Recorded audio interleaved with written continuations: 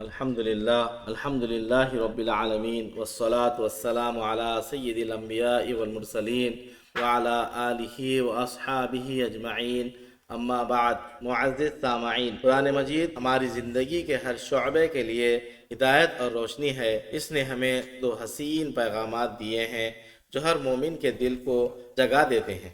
ایک جگہ اللہ تعالی نے فرمایا، لَقَدْ كَانَ لَكُمْ فِي رَسُولِ اللَّهِ أُسْوَةٌ حَسَنَةٌ۔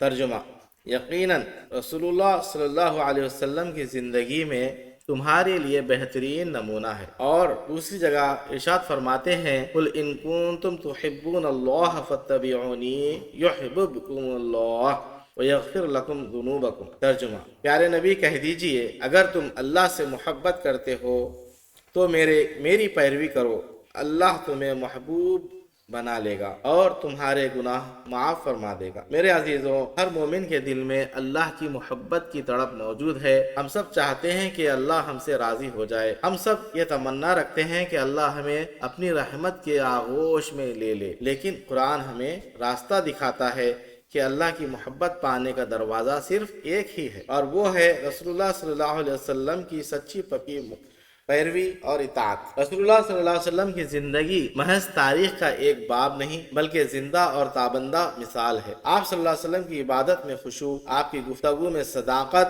آپ کے اخلاق میں رحمت، آپ کے فیصلوں میں عدل ہے۔ زندگی کا کوئی گوشہ ایسا نہیں جس میں ہمیں آپ صلی اللہ علیہ وسلم کی رہنمائی نہ ملے۔ جب ہم اپنے گھروں میں سنت کو اپناتے ہیں تو گھر جنت کا گلزار بن جاتا ہے۔ جب ہم اپنے کاروبار سنت پر چلاتے ہیں تو تجارت بھی عبادت بن جاتی ہے۔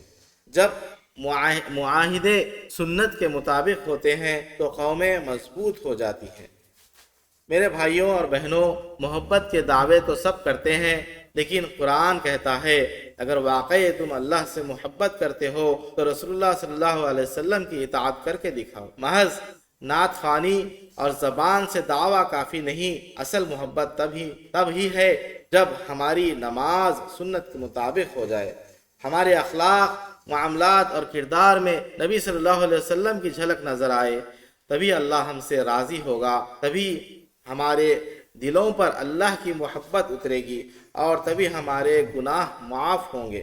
میرے عزیزوں، دنیا اور آخرت کی اصل کامیابی صرف ایک ہی چیز میں ہے، رسول اللہ صلی اللہ علیہ وسلم کی اتباع اور آپ کی سنت سے سچی محبت۔